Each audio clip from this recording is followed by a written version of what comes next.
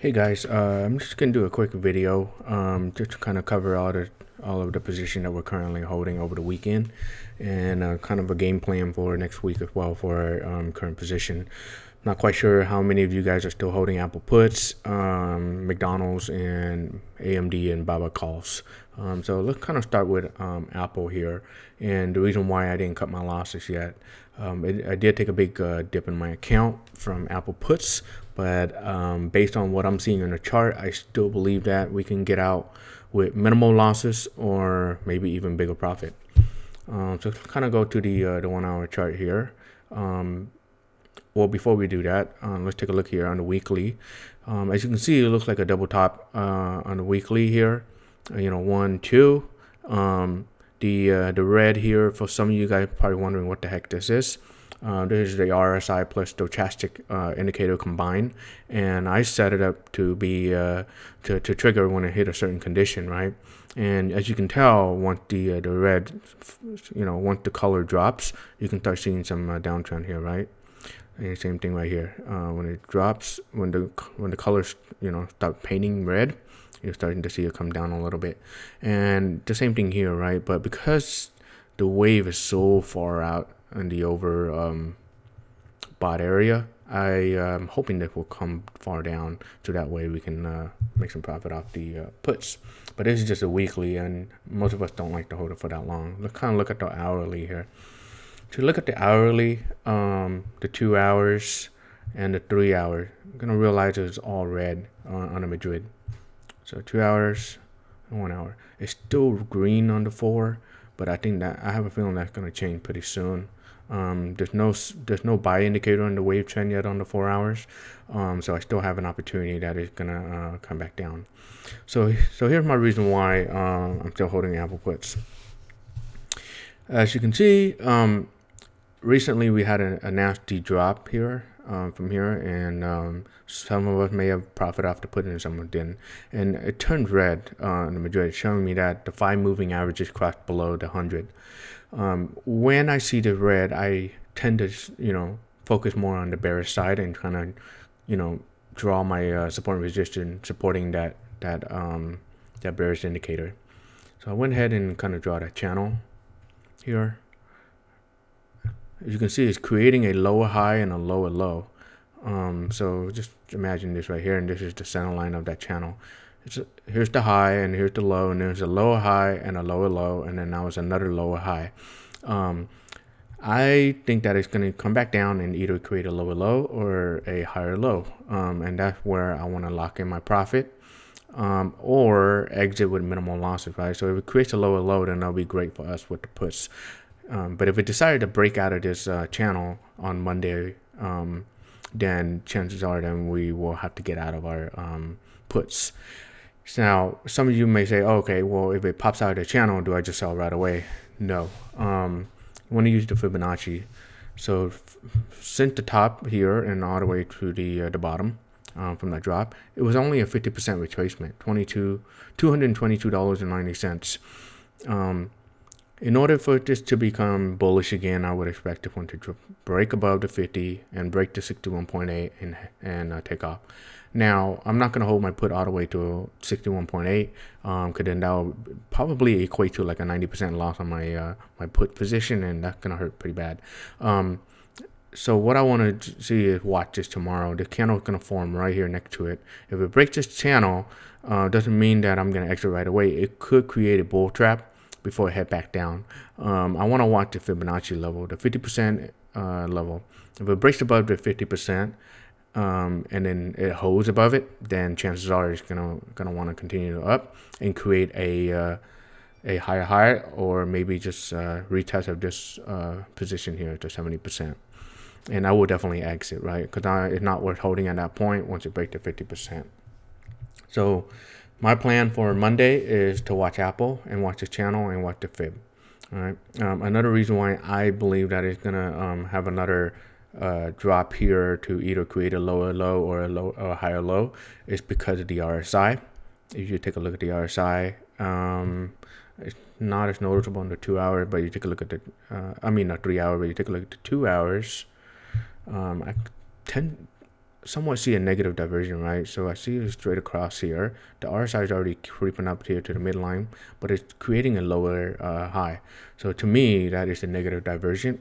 So tomorrow, you can either try to, blow the top off here and continue to rise, or it rejects off this what do you call that? This trend line on the RSI and head back down, and that will create the new low. All right, kind of look at McDonald.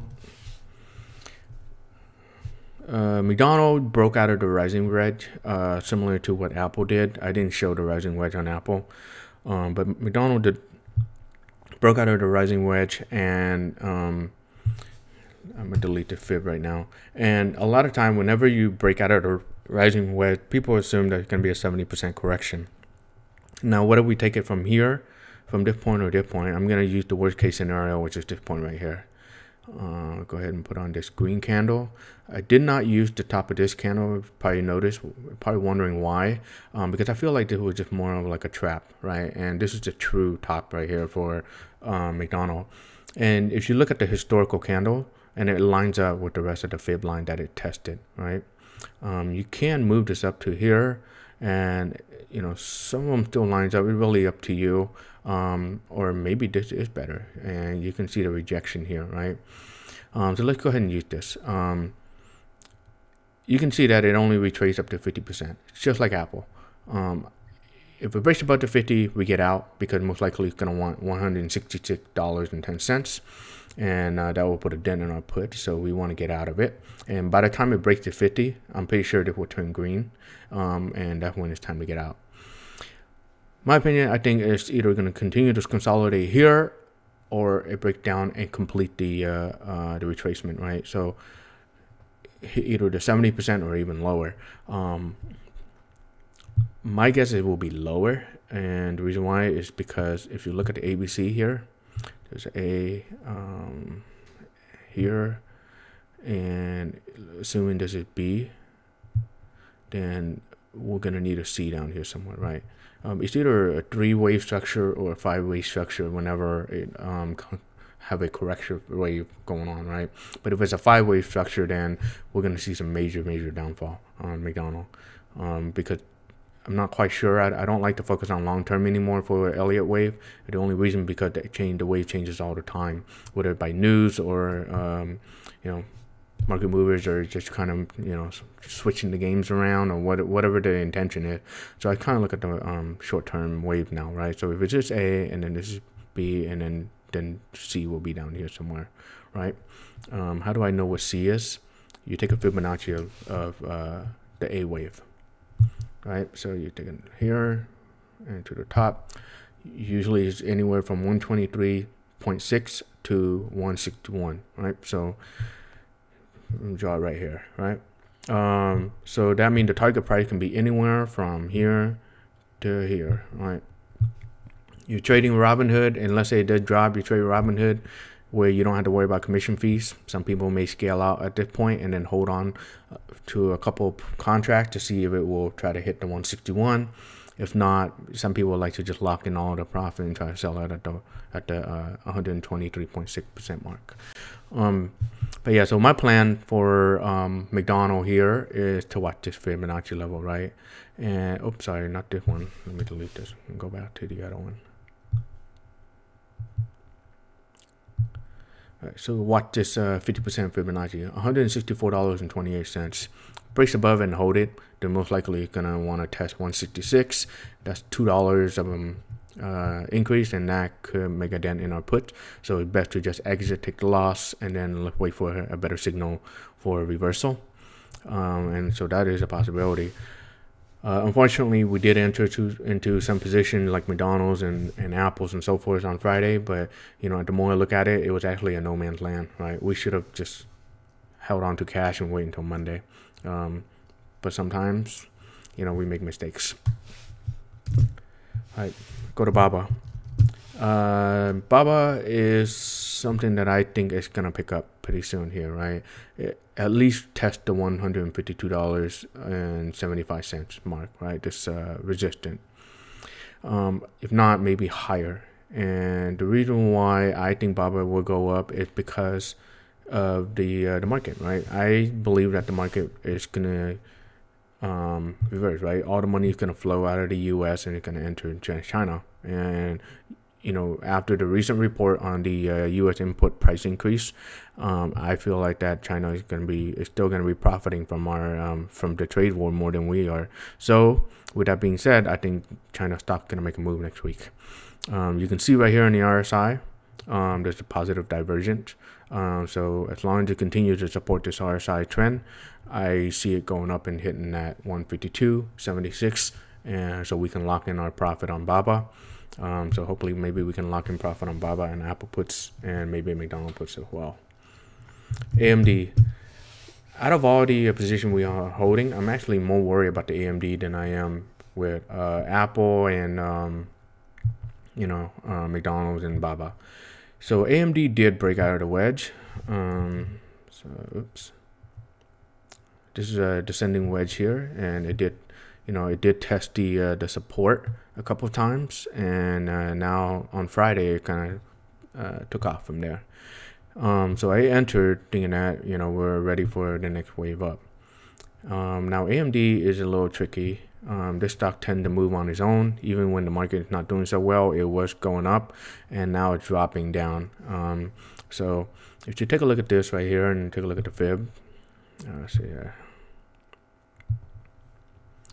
All right, so it's kind of bounced off the 23.6% mark, right? The $26.50. That's still a challenge for AMD to kind of challenge, right, to fix a break before it can continue to go up. Now, so I'm a little bit concerned that this might not even break above this and head over to 38.2. And the reason being is because of the market. And I was looking at the weekend DJI.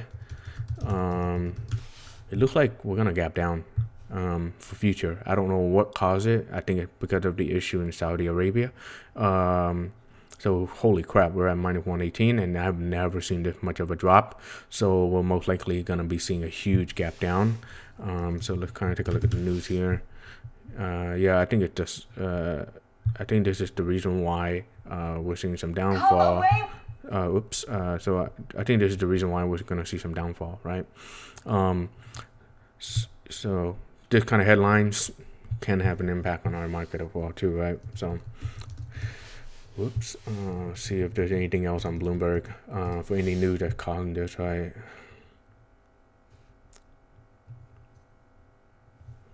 Yeah, I think it's all in the political issues going on in the Middle East here. So with that being said, that could cause the market a justification for the market to drop. All right. So, and with that being said, AMD can gap down. We'll watch future tonight, and if it does gap down, then most likely we're heading for another downtrend on this stock. And so yes, and it is a Madrid red, so it is a mistake of mine to be entering this when it's red. It's red on the 2 hours, red on the 3 hours. It's definitely red on the 4 hours, and the daily is not bullish yet. So yes, it is a mistake that I entered an AMD call. The only reason why I entered it because I saw the green and the RSI and stochastic is showing a buy and the breakout of the wedge. But there's still a risk because of the fact that we're below the 100 moving averages on multiple time frames, maybe not on the daily, right? So let's take a look at the 100 and see. Maybe it was just a retest at the 100. So no, the 100 right here. So we're pretty much right on the 100. So we're below on 3 hours and lower, so we're still at risk here, and we're also below this 20 as well. So the 20 is that orange line right here. So we may either break above this and continue, or if it gap down and try to go for the 200 again, we may have to exit our calls and kind of take the loss, and just hopefully our Apples and McDonald put will make up for the losses.